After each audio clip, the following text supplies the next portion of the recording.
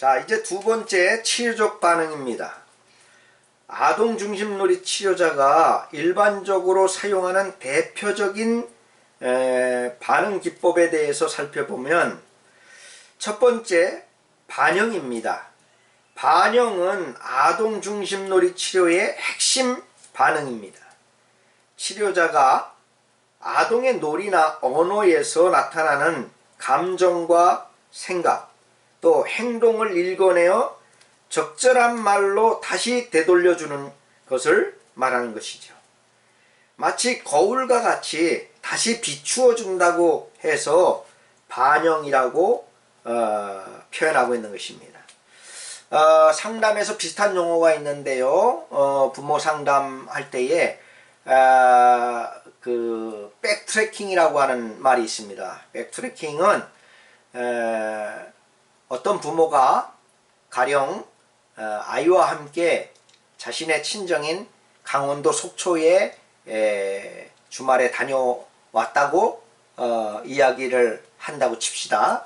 그러면 상담가인 교사가 그 이야기를 듣고 어머니 그 아이의 외갓댁인 강원도 속초에 주말에 다녀오셨군요. 참 보람되고 즐거운 시간이었겠습니다. 이렇게 엄마의 말을 받아서 다시 이야기해 주는 것, 그것이 바로 백트래킹이라고 하는 그 상담 용어입니다. 그래서 여기서 그 반영도 바로 그런 비슷한 모습이라고 할 수가 있는 겁니다. 자, 그 다음에 두 번째는 격려인데요. 아동의 감정이나 사고를 적극적으로 지지하고 강화하기 위해 활용하게 되는 것이죠. 긍정적 정서 반응뿐만 아니라 부정적 정서 반응에도 반응하는 것이 격려 반응입니다.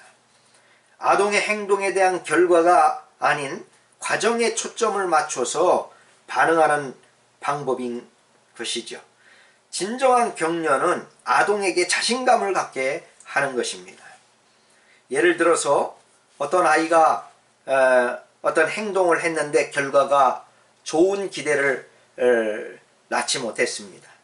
그러면 그 결과에 대해서 이야기하는 것이 아니라 결과는 안 좋다 할지라도 그 아이가 그 결과를 어쨌든 좋은 결과를 만들어내려고 수고한 그 과정에 초점을 맞춰서 반응하는 거죠.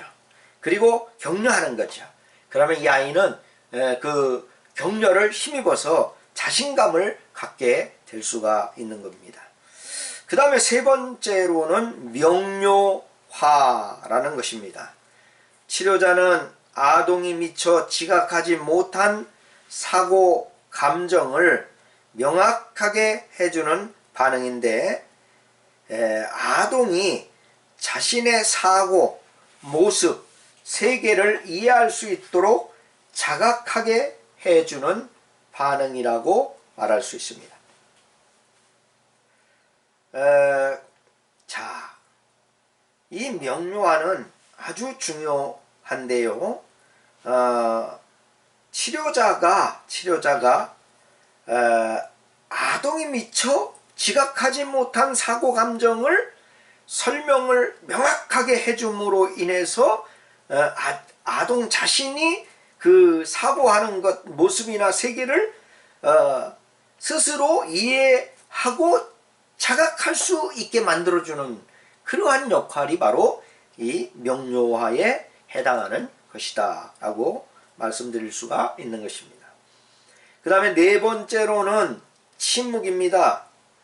치료자가 아동에게 관심을 갖고 집중하고 있으며 전적으로 수용하고 있다는 것을 언어적 메시지로 전달하는 것뿐만 아니라 적절하게 침묵으로도 전달할 수 있다는 것입니다.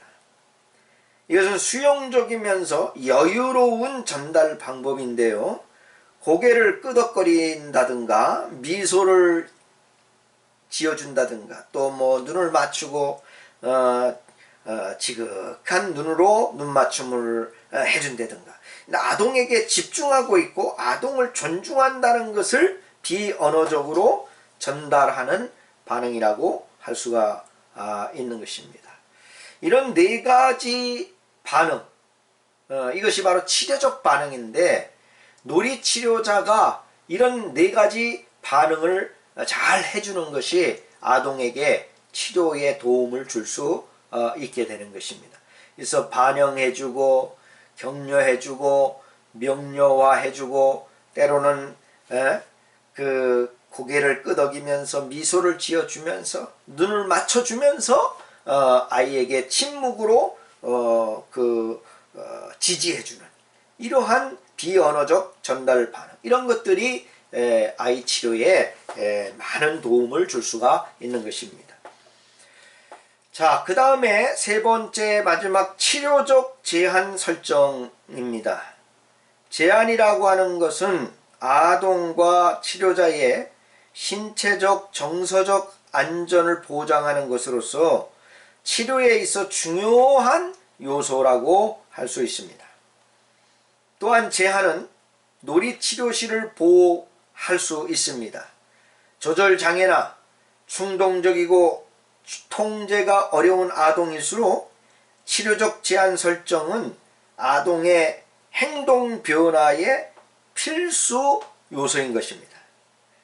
인간은 완전히 허용적 환경 안에서 온전한 자유를 만끽하기보다는 더 불안정해지고 스스로 결정하고 책임져야 하는 것에 대한 부담을 느낄 수가 있는 것입니다.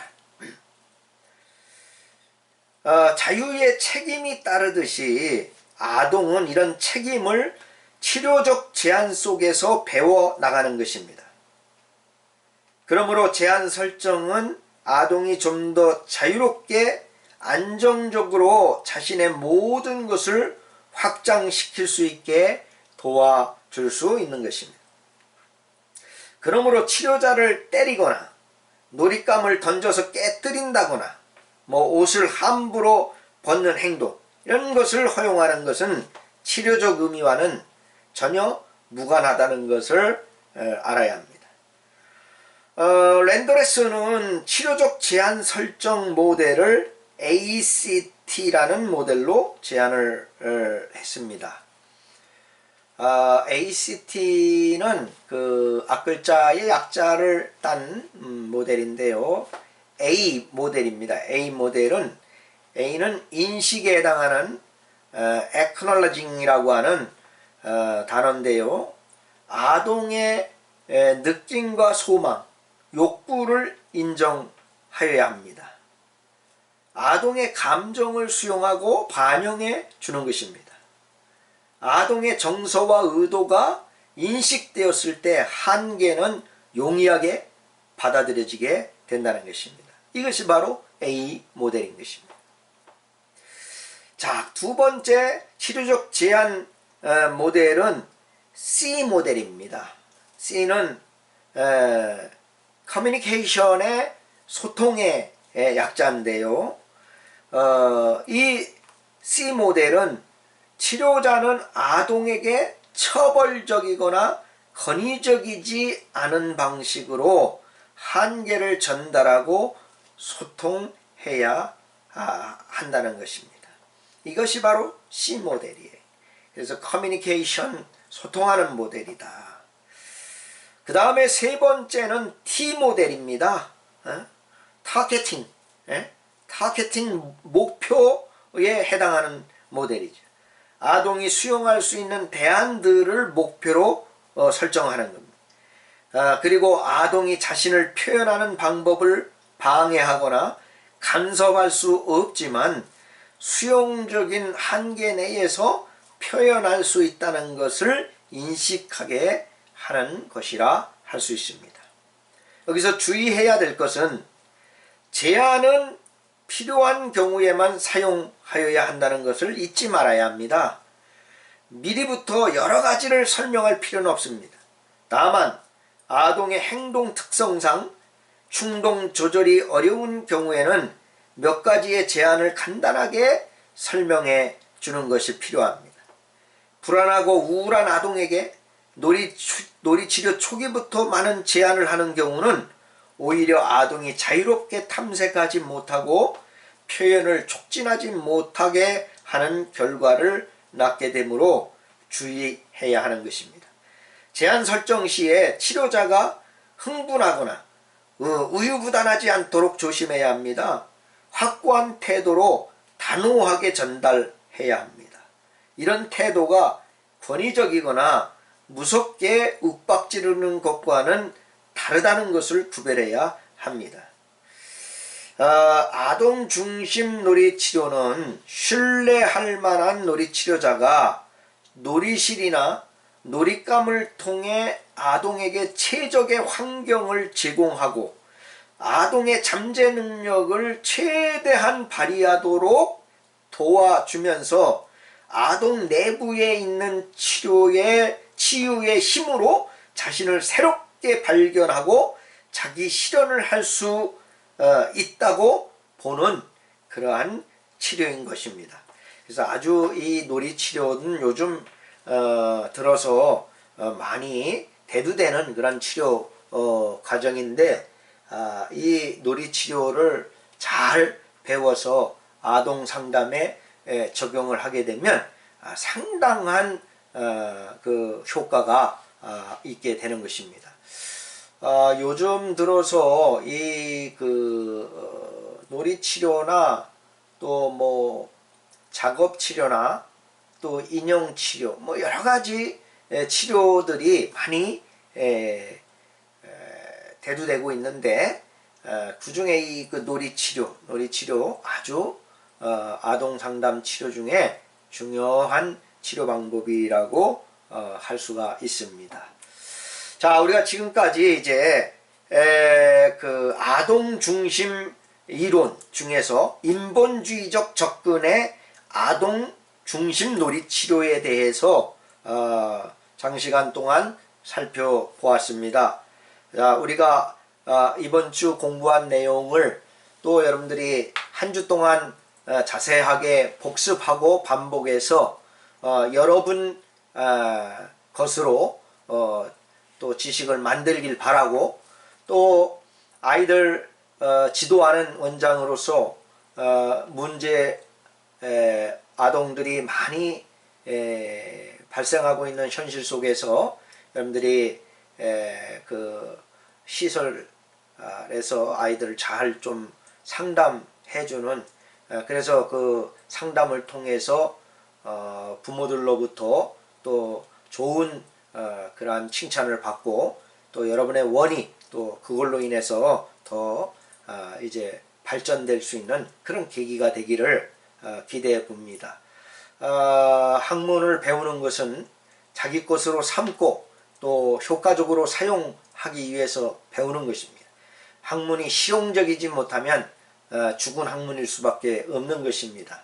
여러분, 죽은 학문 하지 말고 실용적인 학문 하시길 바라고, 배운 것들은 여러분의 것으로 삼아서 현장에서 잘 사용해서 여러분 원에 큰 도움이 될 수 있는 계기가 되기를 기대해 봅니다. 자, 이번 주도 한 주 동안 승리하길 바라고, 다음 주 또 우리가 이제 7강에서 또 만나는 걸로 약속드리면서 강의를 마치도록 하겠습니다. 수고하셨습니다.